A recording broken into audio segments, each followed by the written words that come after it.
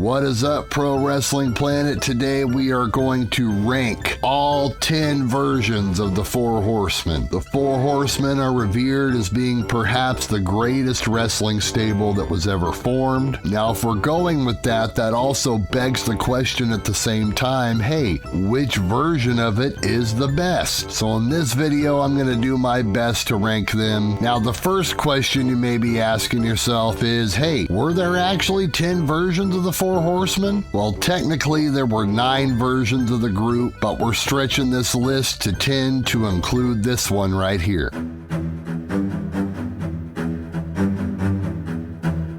This is something that TNA came up with back when Ric Flair joined back in 2010. Since the group's demise in the late 90s, we always kind of wondered if we were ever going to get a reformation of the group. You could say that Ric Flair kind of reformed the group in WWE as Evolution. Of course, there were 4 of them, and you could make a lot of parallels between the two groups. They pretty much did everything short of holding up the 4 fingers. Well, flash forward here to 2010, Ric Flair finds himself in TNA, and hey, someone decides at some point that they want to get their Four Horsemen on. One big issue with seeing that through was, of course, the fact that WWE owned all the rights and trademarks to the Four Horsemen name. Despite that huge barrier, they decided to go ahead and push forward with this new group, which they would dub Fortune. At first, they would spell it like Fortune, and then they just gave up on that and changed it to regular Fortune. Wheel of Fortune, I don't know. To sum it up, this group consisted of AJ Styles, picked to kind of be the ringleader of the group, but then there was also Frankie Kazarian added to the mix. Styles and Kazarian had a natural rivalry going on between the two of them at the time, and that played into the overall chemistry of the group. They decided that was a good idea for some reason. At first, they teased having Desmond Wolfe as a part of it, but the other 2 members ended up being Bobby Roode and James Storm, who were together as the Beer Money tag team at that time. Wolf was left on the outside looking in, and literally just a matter of weeks later, TNA decided to change course with the whole story, and they added even more members to the group. By the time it was all said and done, there was like 8 guys in the group, and there was really no mention of them being like the second coming of the Four Horsemen ever again. TNA was brave in the attempt, but of course it did not go over well, obviously, but we're gonna count it as technically a weird parallel universe reboot version of the Four Horsemen, because that's what it is.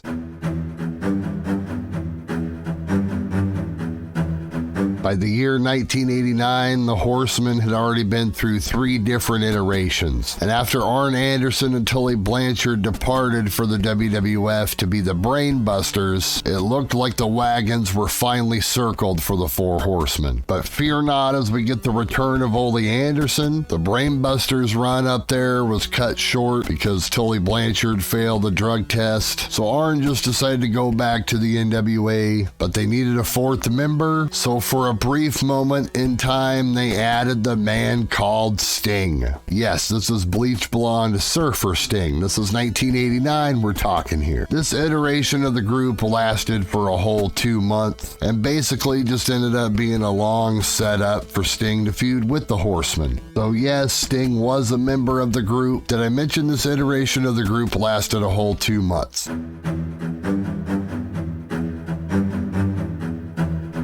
This one's a weird one, and you could definitely make an argument for this one being the worst one. I think it's kind of endearing because of some of the content we got during this time. This 1993 version of the Horsemen featured Ric Flair with Arn Anderson and Ole Anderson, kind of, and the heralded 4th member of the group, pretty Paul Roma. Now, everyone signed off on this at the time, but pretty much everyone has gone on record and completely buried it. And the Four Horsemen DVD that the WWE did, everyone bagged on this version of the group and said that Paul Roma didn't belong. This version lasted from the spring of 1993 all the way until about the end of that year when they finally decided to reel it in. All these guys want to bury Roma. Roma buries them back. This is one of those things that I don't think has ever been made nice about as far as I'm aware.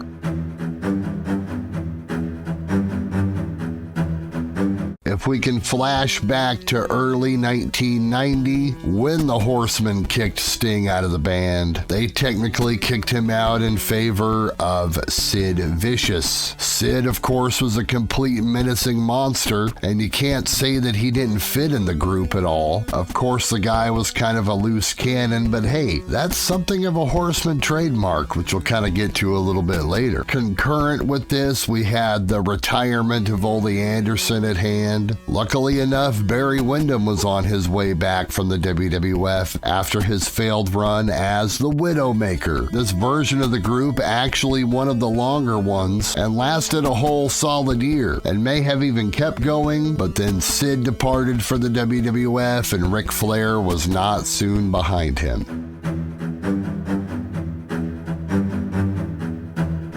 After the failed 1993 version of the Horsemen, the stable was put on the shelf yet again. This led to a brief feud between Ric Flair and Arn Anderson in 1995. They got Sting involved in the feud between the two of them. Arn Anderson was teaming with Brian Pillman at the time, and Ric Flair needed a partner, so he turned to Sting. Then all of a sudden, swerve, bro. Ric Flair, you can never trust the dirtiest player in the game. He turns on Sting, and so Arn and Pillman and Flair go on to reform the Horsemen. They add their fourth member as Chris Benoit, who was pretty much brand new to WCW at the time, but being the solid wrestler that he was and that he was pretty much immediately a Horseman gave him instant credibility. This version of the group, though, was definitely very short-lived, as Pillman would depart for the WWF in very early 1996, which is a whole other interesting story that I can't get into right now.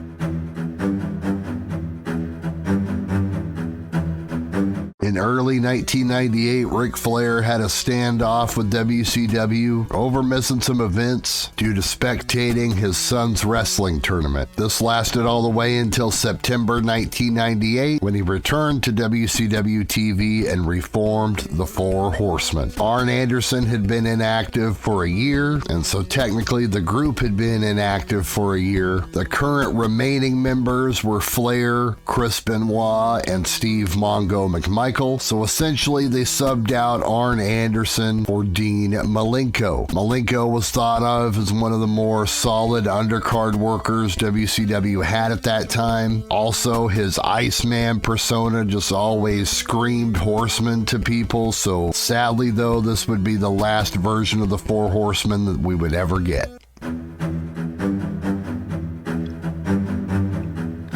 This version came to fruition after Pillman had departed for the WWF. They lingered around, basically being together but without a fourth member for a few months. This would all change at Slamboree 1996 when Flair and Arn took on Steve Mongo McMichael and Kevin Green in a tag team match, which was a monumental wrestling versus the NFL clash. But wouldn't you know it though, the dirtiest player in the game always has a plan. Steve Mongo McMichael takes the briefcase full of money, turns on Kevin Green, and becomes a member of the Four Horsemen. This incarnation of the group lasted technically for 2.5 years, so it's one of the longer iterations of the group, and was also during one of WCW's most watched periods of time, right when the NWO was wreaking havoc across WCW Nitro.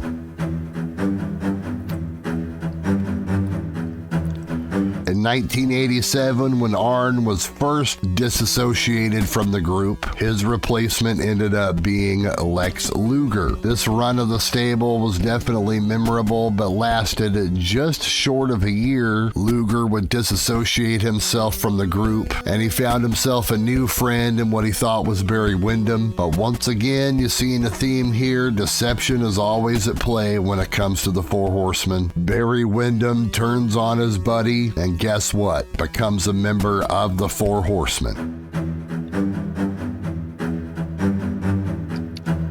The The reality is, folks, these last two are a coin flip no matter how you look at it. I think it's pretty split out there in the wrestling landscape which one you consider the best, which one you consider your favorite, but my number two here is going to be the original Horsemen. You could argue me any day of the week that this version should be number one because they were the first version, among many other arguments, I'm sure. And you might be partially right, but as great as the original was, in my mind and in a lot of fans' mind, it cannot top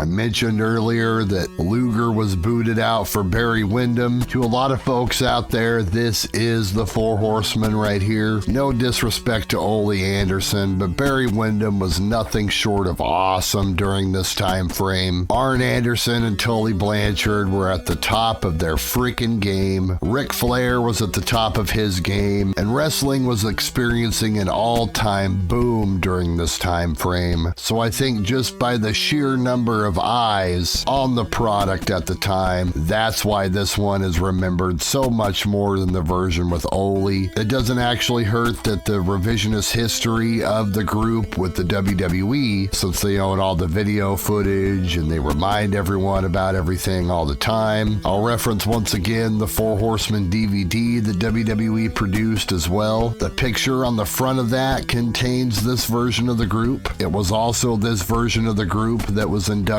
into the WWE Hall of Fame. So as far as WWE is concerned, this is the Four Horsemen. So basically, Ole Anderson, not liked by the folks up in Stamford, Connecticut. And even though this version of the group only lasted for about a year, you could definitely make the argument that it was never, ever the same again. That's it, folks. That's my list. That's what I've got. How does your list differ from mine? And what are your favorite Four Horsemen memories that you got? I want to know about all that stuff down in the comments. Thank you very much for joining me here. Of course, I'd appreciate a subscription, but please at least leave a like on your way out. Until next time we see you right here on Pro Wrestling Planet.